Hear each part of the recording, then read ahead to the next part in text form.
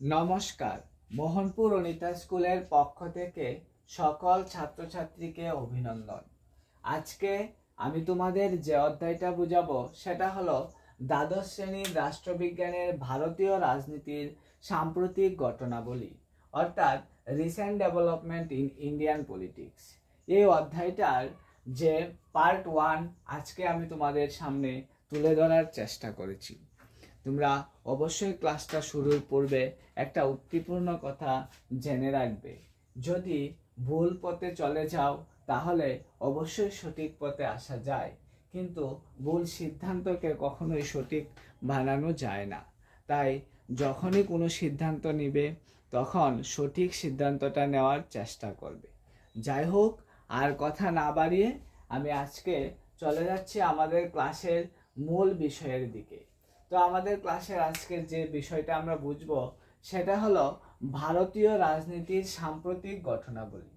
এই ভারতীয় রাজনীতির সাম্প্রতিক ঘটনাবলীর মধ্যে আমরা প্রথমেই বুঝবো এই অধ্যায়ের যে সাম্প্রতিক ঘটনা কিভাবে ভারতীয় রাজনীতিকে প্রভাবিত করেছিল সেই বিষয়ে আমরা এই অধ্যায়টাতে জানবো। তাছাড়া যে প্রথম অংশটা আমাদের রয়েছে, অধ্যায়টা শুরু হয়েছে 1984 খ্রিস্টাব্দের লোকসভা নির্বাচনে রাজীব গান্ধী ভারতের প্রধানমন্ত্রী হিসাবে নিযুক্ত হয়েছিলেন। অর্থাৎ ইন্দিরা গান্ধীর 1984 খ্রিস্টাব্দে ইন্দিরা গান্ধীর আকস্মিক মৃত্যুতে সে ভারতের প্রধানমন্ত্রী হয়েছিলেন রাজীব গান্ধী। ঠিক আছে, কিন্তু 80-র দশকের শেষের দিকে ভারতীয় রাজনৈতিক প্রেক্ষাপটে 5টি পরিবর্তন পরিলক্ষিত হয়, যা এক দীর্ঘস্থায়ী প্রভাব ফেলে দিয়েছিল ভারতীয় রাজনীতিতে। ঠিক আছে, সেই ভারতীয় রাজনীতিতে যে দীর্ঘস্থায়ী প্রভাব ফেলেছিল সেটা 1989 খ্রিস্টাব্দে দেখা গেল। 1989 খ্রিস্টাব্দে সাধারণ নির্বাচনে কংগ্রেসের পতনের পর রাজনৈতিক পরিবর্তনের একটা সূচনা হয়। যদিও অন্য কোনো পৃথক দল একক বৃহত্তম দল হিসাবে আত্মপ্রকাশ করতে পারেনি বা সংখ্যাগরিষ্ঠতা অর্জন করতে পারেনি, তখনকার সময়ে কংগ্রেস বিরোধী আসনে বসার সিদ্ধান্ত নেই। এবং এই অবস্থায় দেখা যায় জাতীয় মোর্চা দুইটি সম্পূর্ণ বিপরীত মতাদর্শে রাজনৈতিক আদর্শের বিশ্বাসী বিজেপি এবং বাম মোর্চার সমর্থন লাভ করে। এর ভিত্তিতে জাতীয় মোর্চা জোট সরকার গঠন করে, কিন্তু বিজেপি ও বাম মোর্চা সরকারের তখন কোনো যোগদান করেননি। ঠিক আছে, তারপর যে আমি তোমাদের বোর্ডের সামনে থেকে অনেক সময় চলে যাই এই জন্যই, কারণ যাতে তোমাদের বোর্ডটা দেখতে খুব সুবিধা হয়, কারণ বোর্ডটা এমনিতেই ছোট, তারপর লেখাগুলিও ছোট, তাই যতটুকু পারি সামনে থেকে চলে গেলেই তোমাদের বোর্ডটা যাতে দেখা যায় সেজন্য আমি সামনে থেকে চলে যাই। তারপর যে দ্বিতীয় অংশ রয়েছে সেটা হলো স্বাধীনতার পর, অর্থাৎ 60-এর দশকে কংগ্রেস প্রথম সেই চ্যালেঞ্জের মুখোমুখি হয়েছিল। ঠিক আছে, তারপরে 90-এর দশকে আবার সেই কংগ্রেস দল অস্তিত্ব নিয়ে, মানে তাদের কংগ্রেস দলের অস্তিত্ব নিয়ে একটা চ্যালেঞ্জের সম্মুখীন হয়। তবে কংগ্রেস সংখ্যাগরিষ্ঠতা বজায় রাখতে না পারলেও তাদের মতো বৃহত্তম একক দলের আবির্ভাব তখনও পর্যন্ত ঘটা সম্ভব হয়নি। ফলে কংগ্রেসের একক সংখ্যাগরিষ্ঠতা অর্জনে ব্যর্থতা ভারতীয় রাজনীতিতে বহুদলীয় ব্যবস্থার পাশাপাশি জোটবদ্ধ রাজনীতির উত্থান হয়, যা 1989 খ্রিস্টাব্দ থেকে 2014 খ্রিস্টাব্দ পর্যন্ত দীর্ঘ সময় একটা কি হয়েছিল, অতিবাহিত হয়েছিল। তারপর দেখা গেল যে 1989 খ্রিস্টাব্দে জোট রাজনীতির সূচনায় দলিত শ্রেণী এবং পশ্চাৎ শ্রেণীর নেতৃত্বে একটা শক্তিশালী রাজনৈতিক দলের উত্থান হয়। এই রাজনৈতিক দলের হাত ধরেই আঞ্চলিক শক্তির উত্থান ঘটে, বলতে আঞ্চল ভিত্তিক যে শক্তিগুলি সেটির উত্থান ঘটেছিল। তারপর 1996 খ্রিস্টাব্দে এই দলগুলি ক্ষমতায় আসা মোর্চা সরকারের গুরুত্বপূর্ণ ভূমিকা ধীরে ধীরে গুরুত্বপূর্ণ ভূমিকা পালন করতে শুরু করলো। কিন্তু দেখা গেল 1996 খ্রিস্টাব্দে কংগ্রেস বিজেপিকে বাইরে রাখার জন্য বাম এবং অন্যান্য অকংগ্রেসি দলগুলিকে সমর্থন করে ফেলে, এবং 1996 খ্রিস্টাব্দের নির্বাচনে বিজেপি একটা বৃহত্তম দল হিসেবে আবির্ভূত হয় এবং সরকার গঠনের জন্য ধীরে ধীরে তারা প্রস্তুতি শুরু করে দেয়। কিন্তু 2014 খ্রিস্টাব্দের আগে পর্যন্ত মোট 11 বার জোট সরকার গঠিত হয়েছে, মানে বিজেপির বিরুদ্ধে যে জোট সরকার গঠিত হয়েছিল সেটা মোট 11 বার গঠিত হয়েছিল। তারপর হলো 90-এর দশক চলে গেল। 90-এর দশকে বিশেষ করে বিশেষ পরিবর্তন ছিল পশ্চাৎপদ শ্রেণীর রাজনীতি। দেখা গেল যে পশ্চাৎপদ শ্রেণী মানে পিছিয়ে পড়া সেগুলির রাজনীতিতে একটা গুরুত্বপূর্ণ শক্তি হিসাবে উত্থান হয়। দেখা যায় এই প্রশাসনিক শ্রেণীর বিভাজন অন্যান্য পশ্চাৎপদ শ্রেণী বা ওবিসিকে বোঝানো হয়েছে। ওবিসি মানে হলো আদার ব্যাকওয়ার্ড ক্লাস, ঠিক আছে। তারপর রয়েছে এসটি এসসি কে বাদ দিলে শিক্ষা ও চাকুরির ক্ষেত্রে পশ্চাৎপদ অবস্থানের যাদের বাস তারাই অন্যান্য পিছিয়ে পড়া শ্রেণী হিসাবে অন্তর্ভুক্ত ছিল। তাছাড়া 1977 খ্রিস্টাব্দে জনতা সরকারের হাত ধরে তাদের প্রথম ভারতীয় রাজনীতিতে আগমন ঘটেছিল, মানে ভারতীয় বিজেপি দলের হাত ধরেই তাদের প্রথম ভারতের মধ্যে কি ছিল, আগমন ছিল। কিন্তু 1980-এর দশকের এই পিছিয়ে পড়া শ্রেণীর দাবি জোরদার হলে তাদের দাবির সমর্থন কল্পে মন্ডল কমিশন গঠিত হয়। এর ফলশ্রুতিতে পশ্চাৎপদ শ্রেণীর মানুষের মধ্যে তাদের অধিকার নিয়ে সচেতনতা ধীরে ধীরে কি হতে থাকে, বৃদ্ধি হতে থাকে। কিন্তু দেখা যায় 19বিংশ শতকের 80-র দশকে যে দলিত শ্রেণীর রাজনীতি, মানে দলিত বলতে সে মানে যারা কি নিপীড়িত, অত্যাচারিত, শোষিত তাদের মধ্যে অংশগ্রহণ, অর্থাৎ সেই দলিত শ্রেণীর রাজনৈতিক সংগঠনের উত্থান হয়। দেখা যায় যে 1978 খ্রিস্টাব্দে পশ্চাৎপদ এবং সংখ্যালঘু সম্প্রদায়ের কর্মচারী সংগঠন অর্থাৎ backward and minority community employers federation গঠিত হয়।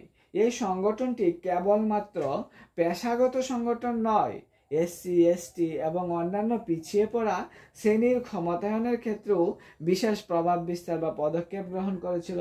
এর মধ্যে থেকেই পরে কাশিরামের নেতৃত্বে বহুজন সমাজ পার্টি কি করেছিল, মানে বিএসপি এর আবির্ভাব ঘটেছিল। কিন্তু মূলত দলিত সমর্থিত ভোটারের ভিত্তিতে ছোট দল হিসাবে পাঞ্জাব, উত্তরপ্রদেশে এর আবির্ভাব ঘটেছিল। কিন্তু 1989 ও 1991 খ্রিস্টাব্দে দেখা যায় উত্তরপ্রদেশের নির্বাচনে দলিত সমর্থিত অর্থাৎ বিএসপি দল জয়লাভ করে ফেলেছিল, যা স্বাধীনতার এই প্রথম ছিল। অর্থাৎ বিএসপির ইতিবাচক রাজনৈতিক দৃঢ়তা উত্তরপ্রদেশ রাজ্যের রাজনৈতিক খেলোয়াড় হিসাবে গড়ে ওঠে এবং সরকারের বিএসপি একাধিকবার ক্ষমতাসীন হয়। ঠিক আছে, তাহলে দেখা গেল বিএসপি দল কিভাবে উদ্ভাবন হলো। তারপর দেখা গেল যে 1977 থেকে 1979 খ্রিস্টাব্দের জনতা দলের হাত ধরে প্রথম পশ্চাৎপদ শ্রেণীর ভারতীয় মধ্যে, মানে জনতা দলের হাত ধরেই প্রথম পশ্চাৎপদ শ্রেণী ভারতীয় রাজনীতিতে অংশগ্রহণ করে। দেখা যায় যে সামাজিকভাবে পিছিয়ে পড়া শ্রেণীগুলিকে চিহ্নিতকরণ ও উন্নয়নের স্বার্থে 1980 খ্রিস্টাব্দে বিন্দেশ্বরী প্রসাদ মণ্ডলের সভাপতিত্বে এবং তার নামানুসারেই মণ্ডল কমিশন গঠিত হয়। তারপর 1990 খ্রিস্টাব্দে মণ্ডল কমিশন তার সুপারিশ ধীরে ধীরে জানাতে শুরু করে। সামাজিক ও অর্থনৈতিক দিক থেকে পিছিয়ে পড়া শ্রেণীকে চিহ্নিত করা, চাকুরির ক্ষেত্রে 27% সংরক্ষণ এবং ভূমি সংস্কারের মান উন্নয়ন প্রমুখ সুপারিশ করে এই কমিশন ধীরে ধীরে এগিয়ে যেতে থাকে। তারপর দেখা যায় যে সুপারিশগুলিকে কেন্দ্র করে বিতর্ক এবং অহিংস প্রতিবাদের সূত্রপাত এবং পরিস্থিতি আস্তে আস্তে জোরালো হলেও পরবর্তী সময়ে সেই মণ্ডল কমিশনের সুপারিশগুলিকে কেন্দ্রীয় সরকার মান্যতা দেয়। ঠিক আছে, অর্থাৎ মান্যতা দিতে বাধ্য হয়। তারপর দেখা যায় যে সেই 90-এর দশকের অর্থাৎ 90-এর দশকের ভারতীয় রাজনীতিতে অন্যতম যে পরিবর্তন, মানে 90-এর সময় যে ভারতের রাজনীতির মধ্যে একটা বিশাল পরিবর্তন ঘটেছিল, সেই পরিবর্তনটা হলো দীর্ঘস্থায়ী হয়েছিল এবং তা হলো সংবিধানের বিশেষত ধর্মনিরপেক্ষতা এবং গণতন্ত্রের মতো বিষয়গুলিকে নিয়ে বিতর্ক। দেখা গেল জরুরি অবস্থার পর জনতা দলের সঙ্গে জনসংঘ যুক্ত হয় এবং 1980 খ্রিস্টাব্দে ভারতীয় জনতা পার্টি অর্থাৎ বিজেপি গঠন করেছিল। ঠিক আছে, তারপর হলো জনতা সংঘের মতাদর্শ থেকে বিজেপির মতাদর্শ অনেক ব্যাপক ও বিস্তৃত ছিল। প্রাথমিকভাবে বিজেপি গান্ধীবাদী সমাজবাদকে অনুসরণ করলেও 1986 খ্রিস্টাব্দের পর বিজেপি হিন্দুত্বকে মতাদর্শ হিসাবে অধিক গুরুত্ব দিতে শুরু করে এবং বি.ডি. সাভারকরের হিন্দুবোধ ও ভারতীয় জাতীয়তাবাদের দ্বারা অনুপ্রাণিত হয়ে তারা নিজেদের মতাদর্শে ধীরে ধীরে পরিবর্তন ঘটায়। তাদের বিশ্বাস ভারতের যে সংস্কৃতির ভিত্তি সেটা হলো হিন্দু সংস্কৃতি। তারপর দেখা গেল যে আস্তে আস্তে সেই বিএসপি দল অর্থাৎ বিজেপি দল আস্তে আস্তে কি হলো, উন্নতি করতে শুরু করে দিল, বিএসপি দল থেকেও আরো ভালো করে। তারপর শুরু হলো সেই হিন্দুবাদী দল হিসাবে 1986 খ্রিস্টাব্দের পর থেকে বিজেপি দেখা যায় যে হিন্দু দল হিসাবে 86 খ্রিস্টাব্দের পর থেকে বিজেপি দল দুটি মূল কেন্দ্রীয় বিষয় ছিল। একটা হলো শাহবানু মামলা, দ্বিতীয় বিষয়টি ছিল অযোধ্যার বাবরি মসজিদ। এরপর 90-র দশক জুড়ে রথযাত্রা কর সেবাকে কেন্দ্র করে বারবার ভারতীয় রাজনীতি উত্তপ্ত হয়ে ওঠে এবং ধর্মনিরপেক্ষতার প্রশ্নকে তারা বড় করে দেখায়, ঠিক আছে, এবং বড় করে দেখানোর চেষ্টা করেছে। তারপর দেখা গেল 2002 খ্রিস্টাব্দে পুনরায় সেই গুদরা হত্যাকাণ্ডকে কেন্দ্র করে কর সেবা ও হিন্দু মুসলিম দাঙ্গা ভারতের ধর্মনিরপেক্ষতা নীতিকে প্রশ্নের চিহ্নের মুখে দাঁড় করিয়ে দিয়েছিল। কিন্তু তারপরেও দেখা গেছে যে 2004-এর লোকসভা নির্বাচনে, মানে সবকিছুর পর 2004-এর লোকসভা নির্বাচনে কংগ্রেস দল বৃহত্তর আকারে দেখা গেল যে একটা কি জোট প্রকাশ করেছে, মানে একটা বৃহৎ আকারে জোট প্রকাশ করেছে এবং 1991 খ্রিস্টাব্দে প্রথম কংগ্রেস তার আসন সংখ্যা বৃদ্ধি করতে সমর্থিত হয়েছিল। তারপর দেখা গেল 2004 খ্রিস্টাব্দে কংগ্রেস দল সহ মিত্র দলগুলির প্রাপ্ত ভোটের সঙ্গে বিজেপি ও তার মিত্র দলের প্রাপ্ত ভোটের ব্যবধান খুব সামান্য ছিল। মানে কংগ্রেস জোটবদ্ধ সরকার গঠন করেও যে আসন গ্রহণ করেছিল সে আসনের সঙ্গে বিজেপির আসন একটা টক্কর দিয়েছিল বা একটা কি সামঞ্জস্য রেখেছিল। এইভাবেই দেখা যায় যে দল ব্যবস্থার মধ্যে একটা ব্যাপক পরিবর্তন পরিলক্ষিত হয় এবং ওই সময় কতগুলি গুরুত্বপূর্ণ সিদ্ধান্ত গ্রহণ করা হয়েছিল সেই দলের মধ্যে। দেখা যায় যে সেই গুরুত্বপূর্ণ সিদ্ধান্তগুলির মধ্যে অন্যতম বা প্রথমটি ছিল নতুন অর্থনৈতিক নীতি রূপায়ণ, অর্থাৎ নতুন একটা অর্থনৈতিক নীতি রূপায়ণ করা হবে। দ্বিতীয়ত ছিল পশ্চাৎপদ শ্রেণীর সামাজিক, রাজনৈতিক ও অর্থনৈতিক দাবির গ্রহণযোগ্যতার প্রতি কি করেছিল, একটা সমর্থন জাগিয়েছিল। তারপর তৃতীয়ত ছিল রাজ্য ও জাতীয় স্তরে দলসমূহের মধ্যে পার্থক্যের অবসান ঘটায় এবং পাশাপাশি আঞ্চলিক দলগুলির ক্ষমতা কি করতে থাকে, বৃদ্ধি করতে থাকে। তারপর দেখা গেল যে সেই বৃদ্ধির পরবর্তী সময়ে দেখা গেল জোট রাজনীতির মধ্যে একটা মতাদর্শগত পার্থক্যের পরিবর্তন, ক্ষমতার অংশীদারিত্বের ব্যবধানে বিশেষ সচেতনতা বা বিচার বিবেচনার উপর অধিক গুরুত্ব আরোপ প্রভৃতি বিষয়গুলি কি পেয়েছিল, স্থান পেয়েছিল।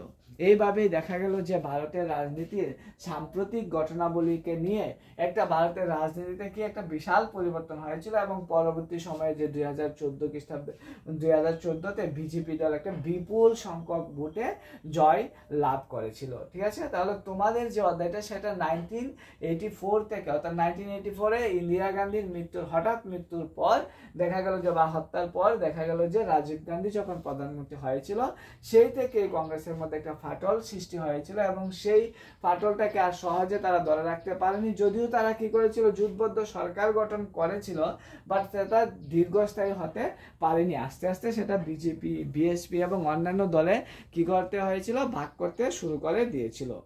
এই অধ্যায়ে যে উল্লেখযোগ্য জিনিসগুলি রয়েছে এর মধ্যে যেমন ধরো মন্ডল সুপারিশ সমূহ এবং সংরক্ষণ বিরোধীর, যেমন ধরো জনতা দল গঠন হয়েছিল কবে, 1977। তারপর হলো ইন্দিরা গান্ধীর হত্যা হয়েছিল কবে, 1984। তারপর হলো মন্ডল কমিশনের সুপারিশ সমূহ এবং সংরক্ষণ বিরোধী বিক্ষোভ হয়েছিল কবে, সেটা হলো 1990।